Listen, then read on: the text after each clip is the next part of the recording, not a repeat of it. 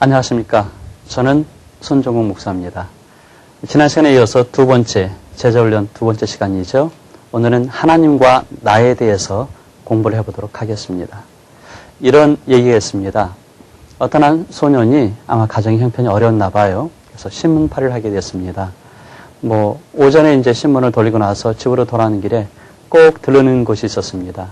길을 가다 보면은 가게가 하나 있는데 그 가게는 재미있는 많은 물건들이 있었습니다. 특별히 거기에 배를 만들어 놓은 그 공작물이죠. 있었어요. 범선입니다. 나무로 만들고 그 다음에 돛대를 세우고 그걸 볼 때마다 마음속에 갖고 싶구나 하는 생각을 가졌습니다. 그래서 들어와서 물어봤어요. 아저씨가 얼마예요? 값이 너무나 비쌌습니다. 도저히 나는 가질 수 없구나. 그러고는 매일 그 앞을 지나가면서 마음속에 갖고 싶은 마음을 다시 갖게 됩니다. 그러다 어느 날, 그래, 그럼 내가 만들어버리자 하는 생각을 갖게 됐어요. 그래서 자기가 있는 돈을 털어서 재료를 사서 모았습니다. 나무를 사고, 그 다음에 돛대를 만들 수 있는 재료들을 샀죠. 그리고는 열심히 준비했습니다. 물론 그 가게에 진열된 것을 잘 관찰하고 그림을 그리고, 그리고 계산을 한 다음에 준비를 해서 열심히 만들었습니다. 드디어 완성이 됐습니다. 얼마나 기뻤는지 이 소녀는 그 배를 가지고 옆에 있는 강으로 갔습니다. 왜냐하면 배는 띄워야 되니까요. 그리고 배를 강에 띄웠는데 아니나 다를까 뜨는 겁니다. 얼마나 기뻤는지 소녀는 박수를 쳤습니다. 그러자 그 배가 강물을 따라서 흘러내려갑니다. 따라갑니다. 그런데 웬일인가요? 점점 이 배가 강가에 있다가 강 중심으로 갑니다. 도저히 잡을 수 없는 것으로 합니다. 소녀는 따라 내려가죠. 밤은 어두워졌습니다. 배는 보이지 않죠. 소녀는 낙심이 됐습니다. 그리고는 사는 재미가 없었겠죠. 다음날, 그 다음날, 그 다음날. 그러다 몇 달이 지났습니다. 길을 가다가 한 고물상 집을 지나가게 됐는데 거기에 자기의 배가 있었어요. 깜짝 놀랐습니다. 그리고는 찾아 들어갔습니다. 아저씨, 이거 제 배입니다. 아저씨 얘기를 듣고는 딱 한 듯이 쳐다봅니다. 그래, 네 말에 맞는지 모르겠다. 하지만 나는 이걸 돈을 주고 샀거든. 그러니까 너도 돈을 내야지 돼.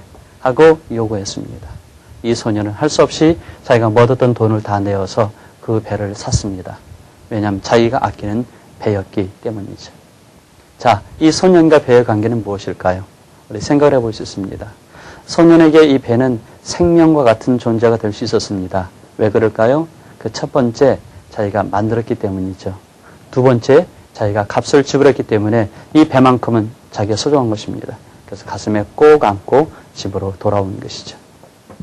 자, 이 모습에서 우리는 무엇을 발견할 수 있을까요? 이사야 43년 1절에 주님은 말씀하십니다. 나 여호와가 말하노라. 내가 너를 창조하였고 조성하였고 구속하였고 지명하여 불렀나니 너는 내 것이라 말씀하십니다. 하나님 인류를 향하여, 우리 자신을 위해서 말씀하십니다. 너는 내 것이다. 마치 이 배를 만든 소년이 배를 소중히 여기는 것처럼 하나님은 우리에게 그렇게 말씀하신다는 것이죠. 혹시 우리는 질문해봤는지 모르겠습니다. 나는 과연 누구일까? 자기를 발견하는 방법 중에 아주 중요한 것은 자기를 쳐다보는 것으로 되지 않는다고 그래요. 나는 이름이 어떻고, 그리고 나는 또 어떤 직책을 가지고 있고, 나는 어떤 일을 하고, 그걸로는 되지 않는다는 얘기죠. 나는 과연 누구일까? 그런데 중요한 사실은 여기에 대한 질문에 대한 답을 우리가 가져야 한다는 것이죠. 특별히 청소년 시기에 나는 누구인가 하는 질문은 정말 중요합니다. 그래서 오늘 공부하는 내용이 우리에게 중요할 수밖에 없죠. 이런 얘기가 있습니다. 미국의 나사에서 우주 비행사를 훈련을 시킬 때 물론 많은 규정이 훈련하기도 하지만 그 중에 한 가지 과정이 있답니다. 그건 뭐냐면 나는 누구인가 하는 답을 20개를 적게 한다는 것이죠. 왜 그럴까요? 우리가 땅에 발을 딛고 있다가 이 발을 뗍니다. 보통 13m가 오른다고 그러죠. 그럼 고소 공포증을 느끼는 그 지점이 된다고 그러죠. 우리는 발을 땅에 대야 되는데 떠 있기 때문에 그렇습니다. 하물며 우주선을 타고 대기권을 나갑니다. 그럼 우리는 어떨까요?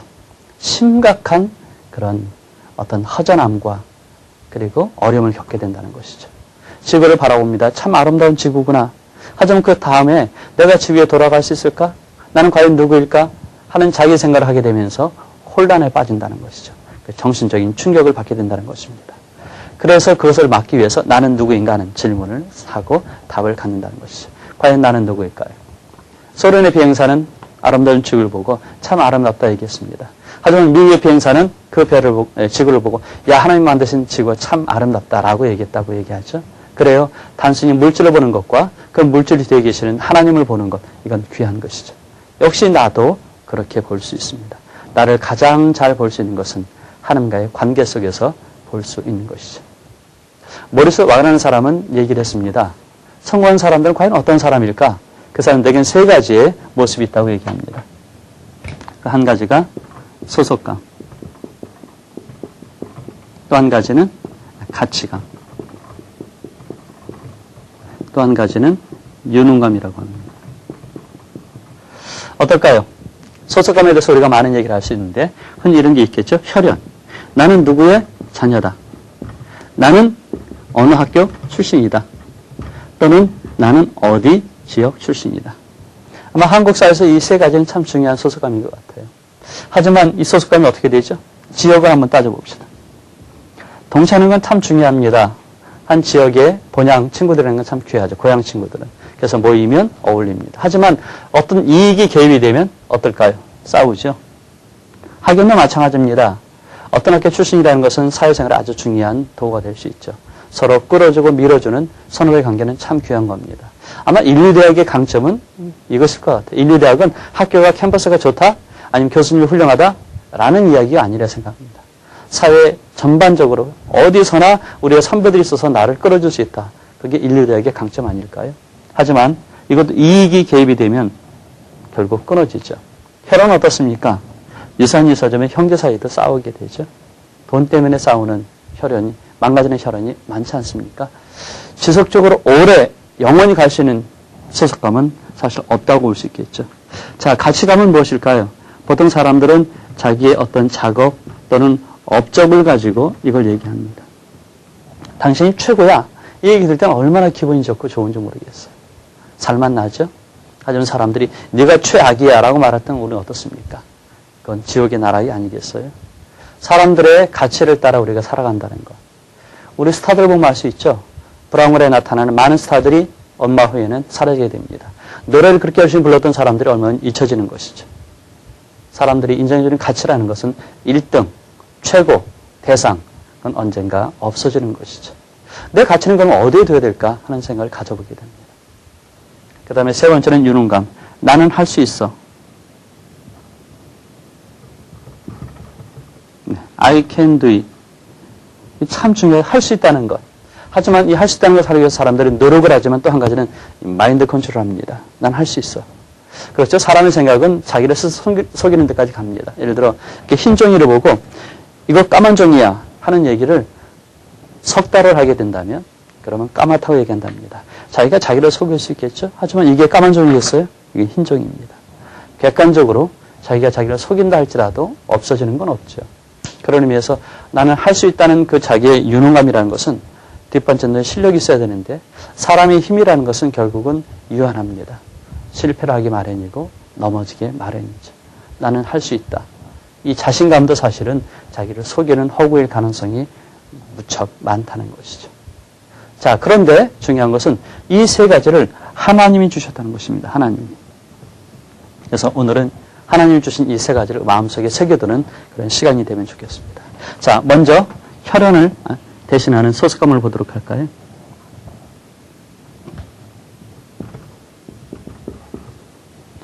요한복음 1장 12절에 말씀하고 있습니다. 영접하는 자, 곧 그 이름을 믿는 자들에게는 하나님의 자녀가 되는 권세를 주신다고 했습니다. 바로 자녀라는 것이죠. 하나님, 우리 아버지가 되십니다. 예수를 구주로 영접하는 모든 사람은 하나님의 아들이며 딸입니다. 그런데 중요한 것은 이것이 권세를 갖는다는 것이죠. 권세. 얼마나 중요한 건지 모릅니다. 하나님은 한번 우리를 자녀로 삼아주시면 영원히 자녀로 삼으실 뿐만 아니라 하나님의 자녀의 권세가 엄청나다는 것입니다. 이것을 알 수 있는 예를 하나 잠깐 들어볼까요? 저는 우리 아들에게, 우리 딸에게 이 신앙의 유산을 물려주고 싶습니다. 1차 세계대전이, 2차 세계대전이 끝난 지 얼마 안 됐을 때 있었던 일이라고 얘기합니다. 미국은 나이아가라 폭포가 있습니다. 거기에 구름처럼 많은 사람들이 모여서 폭포를 구경합니다. 그런데 어느 날 하루 구경꾼 가운데 이상한 소리가 들렸습니다. 야, 우리 아버지 폭포가 참 멋있다. 그 얘기를 들었던 한 키 큰 미국 사람이 쳐다봤습니다. 봤더니 키가 작은 동양인이었어요. 물어봤습니다. 당신 아버지는 언제 이 폭포를 사셨습니까? 그러자 그 동양인이 대답을 하죠. 우리 아버지는요, 이 폭포를 사신 게 아니고 만드셨어요. 알고 봤더니 일본인 목사님이었답니다. 자, 중요한 것은 2차 세계대전이 끝났다는 겁니다. 일본은 미국과 전쟁을 해서 졌습니다. 전쟁의 폐허 속에 일본 백성들은 아주 가난한 삶을 살 수밖에 없었죠. 그런데 승전국 미국 땅에 가서 일본 백성이 미국 땅에 가서 미국 것을 가지고 우리 아버지 거야 말할 수 있는 이유는 뭘까요? 그것은 단지 그 사람이 하나님의 아들이었다는 것이죠. 믿음을 가졌다는 것입니다. 그래요. 우리가 인생의 사람은 정말 중요한 것은 나의 아버지가 계신다는 것입니다. 그 아버지는 천지를 창조하시고 모든 우주 만물을 주관하시는 분이십니다. 모든 것을 소유하고 계신 분이고 그것을 우리에게 주실 수 있는 분이라는 것이죠. 우리가 이 믿음을 가져야 합니다. 두 번째로는 우리에게 필요한 것이 있는데 창세기입니다.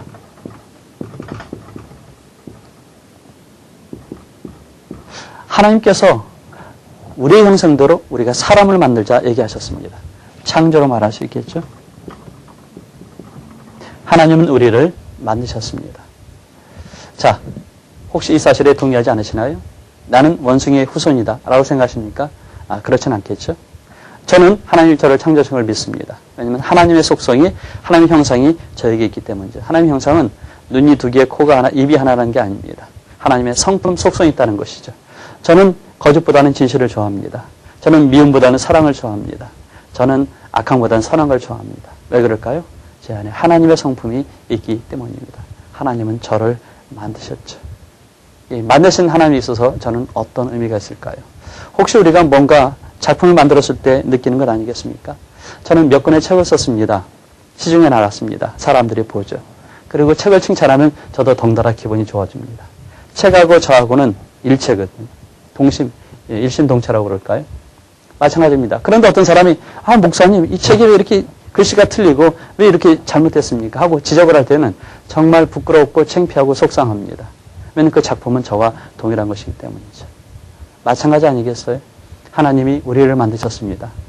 우리 어렸을 때 교회 다니면서 이런 얘기 들어봤습니다. 하나님이 우리를 진흙으로 빚으셨는데 이렇게 진흙으로 빚으시고는 그냥 놔두시면 망가지잖아요. 그러니까 단단하기 위해서 도자기처럼 구우셨습니다. 처음에 이제 진흙을 넣고 구우시는데 조급하셨겠죠? 처음 하셨으니까 조금 하다가 하나님이 꺼내셨는데 아직 덜 구워졌습니다. 하얗게 됐어요. 여러분 백인 다시 한번 하셨습니다. 이번에는 조금만 더 하시다가 까맣게 탔습니다. 이걸 우리는 흑인이라고 그러죠. 3-4번이다 해가지고 이번에는 적당히 놀이끼리하게 노르스름하게 이렇게 구웠어요. 이걸 황인이라고 그랬습니다. 자, 하나님은 인간을 창조하실 때 흑인, 백인, 흑인, 황인 만드셨는데 실패하셨다고요? 그럴 리가 없죠. 하나님은 백인이든 흑인이든 황인이든 다 그 나름대로 모습으로 창조하신 것이죠. 하나님은 우리를 창조하셨는데 하나님의 완벽한 형상을 가지고 아주 존귀한 존재로 가치 있는 존재로 창조하셨습니다. 다른 사람은 모르겠지만 우리를 만드신 하나님은 우리를 소홀히 하지 아니하십니다. 내가 너를 창조하였고 내가 너를 조성하였다고 주님은 말씀하십니다. 그래서 너는 내 것이다. 또 한 가지는 우리 고린도전서 6장 19, 20절을 볼 수 있습니다. 성경은 우리에게 말씀하고 있습니다.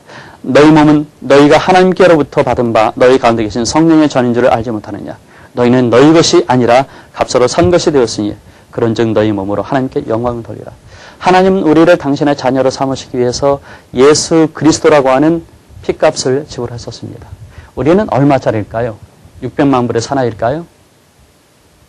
우리를 사람들이 이야기할 때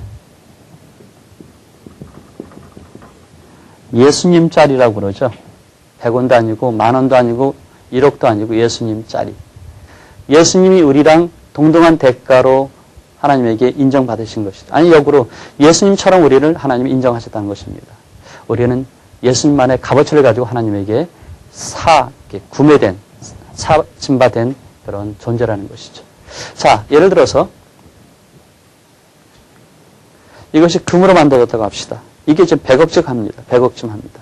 그런데 그냥 얻은 게 아니라 제가 돈을 지불했습니다. 그럼 남들에게는 어떻지만 이건 저에겐 100억이죠. 엄청난 가치가 있습니다. 이걸 잃어버리면 사람들은 목사님 참 안 됐군요. 그러고 잊어버려요. 하지만 저는 잠을 못 잡니다. 제 귀한 걸 잊어버렸거든요. 돈을 주고 샀다는 것은 그만한 가치가 자기에게 있다. 그런 얘기죠. 그렇습니다. 하나님에게 우리는 가치가 있습니다. 왜냐고요? 우리가 남자고 여자고 재능이 있고 없고 관계없습니다. 우리가 하나님 일을 잘하고 못하고 관계없죠. 그냥 예수님을 값을 치르시고 우리를 사셨기 때문에 우리는 값이 있을 수밖에 없다는 것이죠. 세 번째로 유능감이 있습니다. 이것은 뭐냐면 우리 빌립보서를 보면 알 수 있습니다. 내게 능력 주신 안에서 내가 모든 것을 할 수 있다. 사도 바울은 모든 것을 할 수 있다고 그랬습니다. 유능하다고 그랬습니다. 왜? 능력을 주시니까. 하나님이 우리에게 능력을 주시는데 성령 하나님을 통해서 우리에게 능력을 주시죠. 이것이 베드로를 변화시킨 모습이 되기도 합니다. 베드로가 처음 주님을 찾아갔을 때 우리 요한복음 1장 42절에 보면 나타납니다. 안드레하고 요한이 예수를 먼저 찾아뵙죠. 그리고 하룻밤을 같이 지낸 다음에 놀랬습니다. 메시아였거든요. 그래서 안드레는 집으로 달려갔습니다. 형 베드로를 불렀습니다. 형, 내가 메시아를 만났어. 그래서 베드로를 데리고 오죠. 주님이 보시면서 말씀하십니다. 너를 지금은 시몬이라 하지만 장차 게바라리라 말씀하십니다. 시몬은 약한 것의 상징입니다. 게바는 반석, 단단한 것의 상징이죠. 언제 그럼 이 시몬이 베드로가 됐을까요? 그는 신앙의 고백으로 주님께 다가가긴 했지만 그는 연약했습니다. 예수님이 돌아가실 때 베드로가 어떻게 했죠? 잡혀가실 때 따라갔습니다. 열정으로. 그런데 주님이 희롱받으시는 그동안 그 제사장의 그 마당에서 사람들 불을 펴놓고 있을 때 한 어린 여자, 종이 너도 같은 패거리지 하고 말했을 때 그는 3번이나 부인했습니다. 얼마나 연약했는지. 그는 닭이 울자 부끄러워서 도망을 갔다고요. 하지만 베드로는 그것을 끝난 게 아니죠. 성령이 임하셔서 그는 초대교회의 위대한 선각자가 되고 그리고 지도자가 됐습니다. 베드로가 복음을 전했을 때 3,000명이 되는 유대인들이 옷을 찢으며 그럼 형제 우리는 어찌할 거라고 질문을 하지 않았습니까? 베드로가 언제 그런 힘을 얻었을까요? 성령이 함께 하실 때 얻었다는 것이죠. 성령이 함께 하시면 우리는 그 일을 할 수 있습니다. 글쎄 우리 이런 얘기는 어떨지 모르겠습니다. 한 청년이 공부를 열심히 했습니다. 그래서 이제 유학을 가고 싶어 했습니다. 미국에다가 편지를 보냈습니다. 그래서 허락을 받았어요. 이제 미국을 가게 됐습니다. 드디어. 근데 어떻게 가죠? 그때 당시에는 비행기가 없었나 봐요. 군용기 외에는. 배를 타고 가는데 한 달 동안 태평양을 건너가야 됩니다. 있는 돈을 다 긁어 모아서 배표를 샀습니다. 그럼 드디어 날짜가 돼서 배를 타게 되는데 어떡하나요? 배를 타면 밥을 먹어야 되는데 하루 3끼, 30일, 90끼를 사서 먹었는데 밥 사 먹을 돈이 없었어요. 어떡할까? 아무리 돈을 모아도 그게 안 됩니다. 고민을 하기 시작했습니다. 배 탈 시간은 점점 다가오는데 그러다가 꾀를 냈습니다. 그래, 내가 있는 돈 가지고 할 수 있는 방법은 딱 하나다. 건빵을 사자. 그래서 건빵을 한 푸대를 사가지고 배를 탔다고 얘기합니다. 선수를 배정받았습니다. 그래서 이제 지냅니다. 밖에서 있다가 종을 칩니다. 갑판에서 땡땡땡. 그럼 사람들은 몽땅 다 식당으로 가는데 이 청년은 자기의 선실로 갑니다. 그런 자료를 풀고 건빵을 먹죠. 얼마나 맛있게 먹을까요? 시장하니까. 그리고는 자기는 검소하니까 긍지도 있었을 것입니다. 그렇게 한 끼, 2끼, 3끼를 먹었습니다. 그렇게 하루, 이틀, 3일을 먹었습니다. 문제는 3일째 되는 날이었어요. 더 이상 건빵을 먹을 수가 없었습니다. 질렸거든요. 종을 치자 그도 역시 식당으로 들어갔습니다. 갔더니 테이블마다 사람들이 앉아있는데 맛있는 음식이 있었어요. 얼마나 좋은지. 3일을 굶었잖아요. 하지만 돈이 없습니다. 어떡합니까? 지나가는 선원이 있었습니다. 선원을 붙잡고 무릎 꿇고 사정합니다. 아저씨, 나는 3일을 굶었습니다. 저에게 밥을 주십시오. 하지만 제가 돈이 없어서 만약에 밥을 주신다면 그러면 제가 모든 일을 하겠습니다. 갑판에서 대걸레질도 하고 그리고 또 주방에서 접시도 닦죠. 이 선원이 물건을 쳐다봅니다. 희한한 얘기잖아요. 그래서 물어봤어요. 당신은 어떻게 어떻게 이 배를 타게 됐죠? 그러자 이 청년은 깜짝 놀랐습니다. 자기가 무임승차한 것으로 오해받아서 혹시 태반에서 빠져버리면 어떡합니까? 던져버리면. 가지고 있던 배표를 보여줍니다. 저는 배값을 내고 이 배를 탔습니다. 그러자 선원이 물건을 쳐다보더니 대답을 하죠. 아저씨, 그러면은요, 이 배값에는 밥값이 다 들어있거든요. 청년은 놀랐습니다. 아니, 자기가 돈을 다 내놓고 지금까지 굶었으니 얼마나 억울했겠습니까? 그렇죠. 성령께서는 우리와 함께 하십니다. 로마서 8장 16절에 말씀합니다. 하나님의 성령이 너희 영과 더불어 너희가 하나님의 자녀인 것을 알게 하신다. 성령 우리 안에 거하십니다. 어떻게 알죠? 내가 예수를 믿기 때문입니다. 예수를 믿는 건 단순히 지식으로 믿는 게 아닙니다. 아니, 내 힘으로 믿는 게 아니죠. 성령께서 내 영과 더불어서 너는 하나님의 자녀야 라고 증거하시기 때문에 우리가 믿을 수 있는 거거든요. 성령은 우리와 함께 하시고 그리고 우리에게 능력을 베풀어 주십니다. 자, 이렇게 하나님 우리에게 자비를 베푸셨을 때 우리가 할 수 있는 일은 무엇일까요?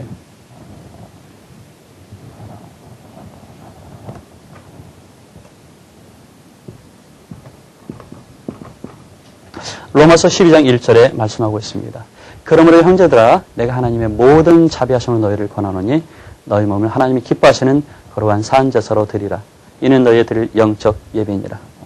두 가지 단어가 있습니다. 하나는 자비, 또 하나는 산제물. 자비란 건 뭘까요? 하나님의 자비가 나에게 임하셨습니다. 그 자비는 뭘까요? 그것은 공짜 선물이라는 것입니다. 하나님이 주신 많은 선물들이 있습니다. 지난번에 말씀드린 것처럼 예수 그리스도를 주셨습니다. 그리고 이어서 모든 것을 주시는데 로마서 8장 30절에 말씀하신 것처럼 시간, 물질, 건강, 인간관계, 그 다음에 뭐 여러 가지 은사들 이런 것들 다 주셨죠. 이렇게 주신 하나님께서 그 자비를 베푸시다고 우리가 표현할 수 있죠. 그렇다면 우리는 무엇을 할까? 사도 바울이 말합니다. 내가 로마에 있는 너희들을 만나러 가는데 너희들 믿음을 내가 경고하기를 원해서 먼저 편지 쓴다. 나처럼 너희도 마찬가지인데 하나님 자유를 받지 않았냐? 하나님 자유를 받았으니 우리는 당연히 헌신을 하자라고 말씀하고 계십니다.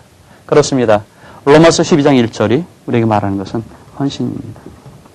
하나님이 우리를 사랑하셨으니 이제는 우리가 할 수 있는 것은 무엇일까요? 헌신이라는 것이죠. 하나님이 자비를 베푸셨으니 우리는 헌신하는 것입니다.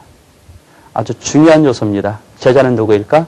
예수 그리스도의 인격을 배우는 것이고 그리고 더 나아가서는 예수 그리스도를 따르는 것입니다. 예수님을 구주로 주님으로 영접했으니 구주로 영접했으니 주님으로 섬김에 따르는 것인데 나의 몸과 마음을 다 드리는 것 그게 제자의 삶이 되는 것입니다. 앞으로 이 일을 위해서 우리가 준비하고 열심히 살 수 있으면 좋겠습니다. 자, 그럼 이제 우리가 할 수 있는 가장 쉬운 일 한 가지를 생각해 봅시다. 뭐죠? 우리가 주님께 헌신하기로 작정하기 위해서 중요한 것은 자비하심을 챙기는 것입니다. 그래서 숙제를 드리도록 하죠. 오늘의 숙제, 그것은 뭐냐면 편지 쓰기입니다.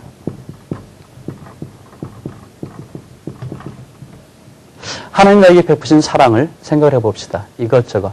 그리고 이것을 감사하는 마음으로 편지를 써봅시다. 근데 가능하면 낮에 쓰지 마시고 밤에 쓰세요. 할 수 있으면 땅바닥에 배를 깔고 그리고 열심히 쓰시면 보통 30분에서 1시간 쓰시면 됩니다. A4용지 한 장으로 쓰는 분들이 종종 계십니다. 하지만 2장을 쓰시면 더 좋을 수도 있죠. 근데 중요한 사실은 이것을 쓰시고 그리고 소리내서 읽어보시면 좋습니다. 아니 기도 혼자와 함께 더불어서 이것을 쓰시고 같이 있는 사이에서 한번 읽어보십시오. 그러면 눈물을 흘릴 수 있습니다. 이게 얼마나 중요한지 모르실 겁니다. 실천해 보시죠. 어떤 분이 이런 편지를 썼습니다. 사랑하는 나의 아버지, 늘 불러도 부르고 싶은 이름이에요. 세미나에서 하나님께 감사 편지를 숙제로 해오라고 해서 한 번 무슨 말을 쓸까 잠잠히 떠올려 봅니다. 떠올리면 감사할 게 너무 많아서 이 편지가 끝나지 않을 것 같아서 그냥 편안하게 쓸래요. 아버지, 전 참 감사가 많이 부족한 사람이죠. 아버지가 제게 주신 축복과 놀라운 일들 속에서 제가 늘 경상도 사람처럼 무뚝뚝하게 애정 표현을 많이 못한 것 같아요.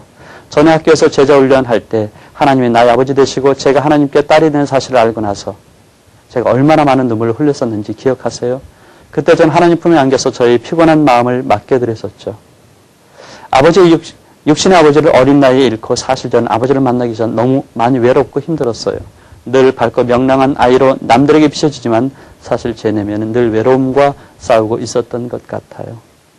이렇게 쭉 편지를 써내려갔는데 이 편지를 읽었던 자매는 편지를 읽으면서 울었었습니다. 그래 한번 해보십시오.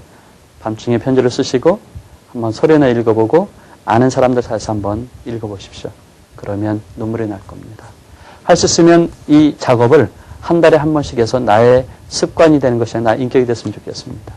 한 달에 한 번씩 하나님의 사랑을 확인할 수 있으면 자비를 아는 사람은 당연히 헌신할 수 있습니다.